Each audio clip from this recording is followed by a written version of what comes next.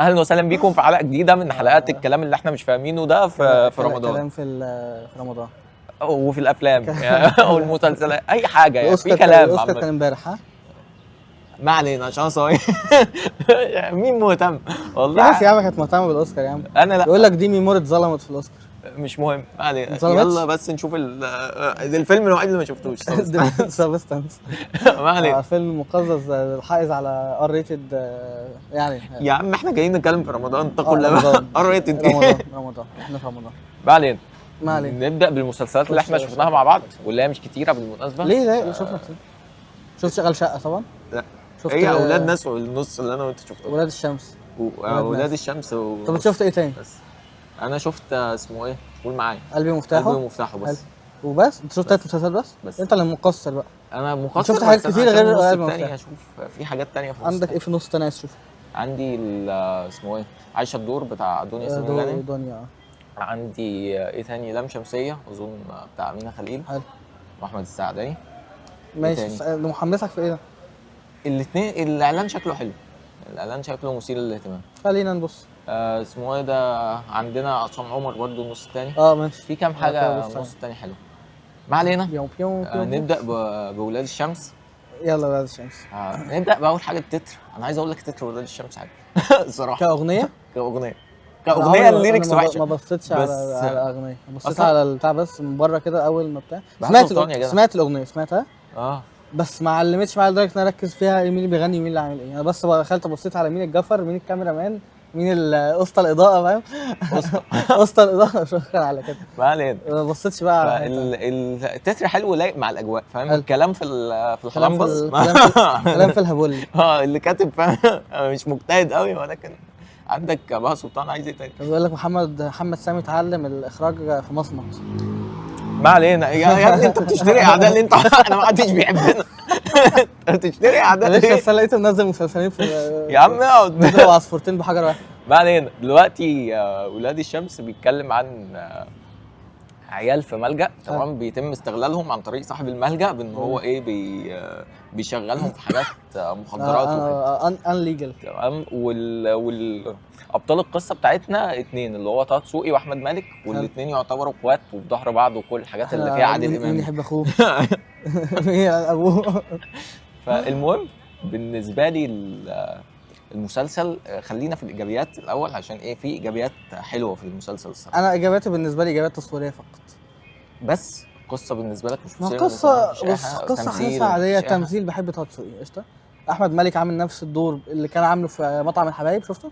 ايه مطعم الحبايب؟ اللي نزل اوف سيزون. لا بس ده مطعم. ايه علاقته بس هو كان عامل نفس الشخصيه، الواد الشوارعي الجامد مش عارف ايه، نفس الحلقه نفس كل حاجه. هو حرفيا خد شخصيته من هنا حطها في الشخصيه دي، قال لك يلا بس ايه انا هشاور عليه شويه 6 باكس وحركات. بيريسايكل نفسه. ايه المشكله؟ بس لكن بقى مشكلتي معاه ان هو ما عندوش الحته بتاعه التمثيل. ماشي. ده احمد مالك عامل نفس الشخصيه. المسلسل تصوير جامد. تصوير. انت قلت لفظ كده هسيبك انت تقوله، مش هسرقه منك زي كالعاده. عينه مغربه في المسلسل. ماشي. خلي ده في الاخر. دي انا ما تسرقهاش مني. مش هسرق.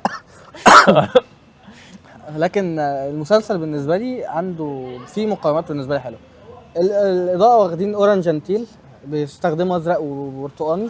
افتح اي كادر في ولاد الشمس، بص الجزء اللي ما بيحبوش، عباره عن كادر ناس متنوره اصفر وفي الخلفيه ازرق، ناس متنوره ازرق في الباك جراوند، وفي في القدام مش عارف اصفر. ظهرهم منور ازرق ووشهم منور اصفر. شكرا. هم بيلعبوا بنفس تيمه الاضاءه ما بيغيروهاش، ودي مش حاجه حلوه. انت مش كل الاماكن اللي في الدنيا تلعب نفس النقطه دي. الفكره طالما الصوره حلوه ومقبوله. احنا في مسلسل مصري ماشي، بس الصوره حلوه ما انت عندك مسلسلات مصريه بتلعب كتير، ما النص حلو لو جايين له عامل اضاءه حلوه. ماشي خلي النص. لكن ان انت تاخد نفس معادله الاضاءه تعملها في كل سين، داخلي خارجي يمين شمال، في الملجأ مش في الملجأ، عند عبد بص كل واحد كله نفس التيمه، ده مش حلو. ماشي تعالى بقى نخش. يابا ما فيش حد بيعمل ازرق الصبح يا ابني. قلنا السلبيات في الاخر. خلينا في الايجابيات الاول. نقح عليا مبدئيا اسمه ايه ده؟ اولا العلاقه ما بينهم هما الاثنين حلوه. علاقه شفناها كتير قبل كده، ولكن علاقه ما بتزهقش منها. لذيذه. تمام. الفكره بتاعت فكره صاحبين، سواء بدات في اللعبه مع كبار وسلام يا صاحبي والكلام ده، ولا يحب اخوه، او التيمه بتاعت سلام يا صاحبي والتيمه بتاعت، انا بحب قصص الاصدقاء. انا عارف انت عامةً. بتحب عادل امام. تمام، قصص الاصدقاء بعيدا عن عادل امام كده كده بحب عادل امام، احنا هنكفر التيمه بتاعت الصحاب انا بحبها جدا. حلو. تمام، الفكره ان كمان انت مش مركز مع الصاحبين دول بس، انت عندك القطايف والواد التاني، قطايف وعندك وألماس. العلاقات كلها خارجين من محل بلبن. العلاقات كلها لطيفه جدا. تمام، المسلسل فيه لطافه كده، يعني العلاقه حتى ما بين الراجل اللي هو اللي في الملجأ، تمام، الواد القصير. ما كنتش عايز اقول التعريف ده عشان انا عايز افتكر اسمه ايه طيب. مش عارف اهم حاجه. تمام، المهم بس هم جم في الاخر. والست التانية اللي بيحبها دي بحب لطيف. الممثله دي وشها كده تحس ان ايه عليه حاجه سلبيه. عليه والله بحب الممثله دي وشها كده، وشها غلبانه جدا.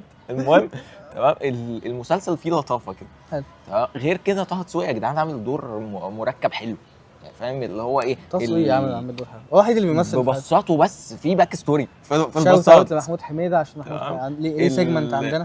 الباك ستوري بتاعته بتبان في بساطه. يس ده حلو. واكتر واحد عنده تحديات في الكلام ده كله. ولما خد الولد كمان اداك حته ايه على الباك ستوري بتاعته.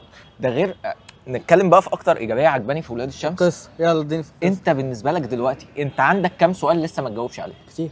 مفيش ولا سؤال تجاوب عليه، احنا كل حلقه بتاخد سؤال جديد، كل حلقه بتاخد سؤال جديد، كل حلقه بتاخد سؤال جديد، ومفيش اجابات. انا ما شفتش الكلام ده في مسلسل مصري بقالي كتير جدا، انك انت بتزرع لي اسئله. حلو. انت ما بتزرعش اجابات لحد دلوقتي، بقى لنا 4 حلقات. حلقات. عجبني تفصيله قوي في المسلسل ده، والصراحه مع احمد مالك وعمري كنت اتوقع انها تعجبني، ان هي كل شويه لما يقول حد يقول له شفت ست في الصوره التوصيل دي في اي مكان كل ما يطلعها بيضحك. انت بتاع توك توك شفت ايه يا ماما؟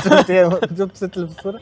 الفكره انت بتزرع اسئله، انت ما بتديش اجابات، ودي حاجه حلوه جدا. صح. تمام، انت عمال تزرع التوتر وتدور حواليه. تمام، انا بقيت بعد الاسئله عشان ما تتوهش مني.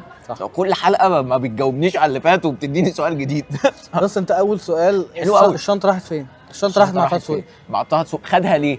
مش عارف حد ليه. في كذا سؤال. جلال هشام بتعمل ايه دلوقتي مع محمود حميده؟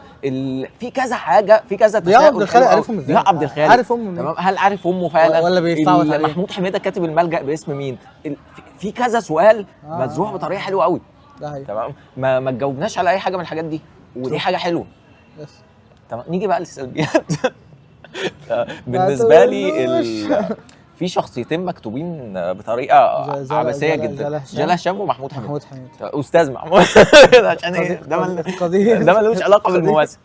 وهنا بقى يبان الحرفيه بجد. محمود حميده كتمثيل قوي جدا، مش مبين ان في حاجه غلط بس يعني هو مبين ان الشخصيه نفسها اللي مكتوبه بالظبط. بس هو لا، انا مقتنع يا باشا. انا شايف الراجل ما بيسيبش الشخصيه بكل تفصيلها، لمن كل التفاصيل وقنعك بيها، رغم ان التفاصيل دي ما ينفعش تيجي في حته واحده. تمام، هي الفكره تحس ان المؤلف كان حاسس ان ده اخر مسلسل هيعمله في حياته، فعايز يخلي الشرير فيه كل التفاصيل بتاعه الاشرار كلها. سايكبه بيسمع اغاني غريبه، بيسمع اغاني غريبه. سايكو بيرقص وهو بيعذب الناس. شرير متعاطف. طب اسالك سؤال، اسمه مش حاسس ان الشرير ده اجنبي؟ ما هو يا ابني في كل التفصيل، مش اجنبي بس، مش اجنبي، هو اجنبي وعربي وي انت كاتب 6000 شرير. هو مشدود على على قالب اجنبي. ما انا مشكلتي مع الشرير ان هو مش مشدود على قالب اصلا. ليه يا عم مشدود على قالب اجنبي؟ لا ده مش ده جو جاد فازر شويه على جو مش يا اسطى. الجزء بتاع الاغاني من شرير مش عارف ايه، الجزء بتاع ان انا طيب قدام الناس وبعيط ومش عارف ايه، ده واخد شرير مش عارف ايه. الجزء بتاع ان انا شرير قدام الناس وبكسر عينهم ومش عارف ايه، وهروح اضرب ده وبقول لك ومش عارف ايه. ده كل دول 5-6 اشرار في بعض. مخلص. الشخصيه دي لو ما كانتش لمحمود حميده كانت اتخرتقت.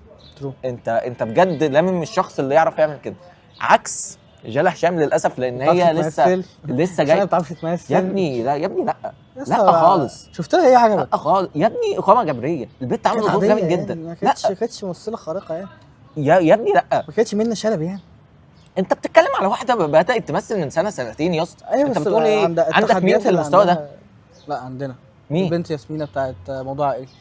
ماشي شاطره، بس ما عندهاش تحدي زي ده. خد في بالك انت بتتكلم عن حد مع حاجه لو ما كانتش مع محمود حميده كانت اتخرتقت اتخن تخين. 100%. فانت ازاي تدي تحدي اللي كنت مديه لمحمود حميده لجلال هشام؟ ما هو مش نفس ده التحدي، ظلم. هو دي شخصيه ودي شخصيه، لا بس نفس الفكره، بس نفس الاخطاء، الشخصيتين ماشي. نفس الاخطاء. ما هي الساذجة من الكاتب. الفكره يبقى ايه؟ يبقى دي مش مشكله جلال هشام. مشكله كاتب طبعا، طيب مشكله كاتب طبعا. يبقى ليه بقى بنقول ان هي ما بتعرفش تمثل؟ عشان هي مش عارفه تداري على ده، وطبعا مش عيب عليها. يا هو ابني دي خلاص خبره. خبره. دي مرحله خبره، هي دي واحده الخبرة بقى لها بتساوي سنه فرق. سنتين، انت ظالمها بالشخصيه اصلا. ده حقيقي. تمام. وفي قامه جبريه انا شايف كان دورها حلو، كان دورها حلو جدا كمان. كانت لذيذه بس ما كانتش توب. يا اسطى انت عامل واحده المفروض هتعمل ابتزاز عاطفي. الحلو في ادائها ان هي مش عامله ابتزاز عاطفي بس، ماشي هي عامله فاهم تروما. ماشي. فلا مش طب متفق عايزين معاك. نقفل بقى عشان ايه، احنا كده مسلسل طول مننا. طيب هنقعد بقى نستطرد ونعمل نلانجر زي بتاع المسلسلات. ماشي، عندك حاجه تانية تقولها؟ انا انا عندي حاجه واحده اقولها. عندك طه ايه؟ دسوقي هيموت يا جدعان، عينيه مغربه. عينيه مغربه ولازم الشخصيه دي لازم تموت. عيني رايحه في سكه الموت. الشخصيه دي لازم تموت يا جدعان. ده نموذج الراجل اللي بيتخانق. ده نموذج الشخص اللي بيموت يا جدعان. هي الموضوع خلصان. ده حكيش يموت. زي احمد حسن. ايه؟ ما تضحكش على افاتي زي احمد حسن. انت بتضحك على الفتى.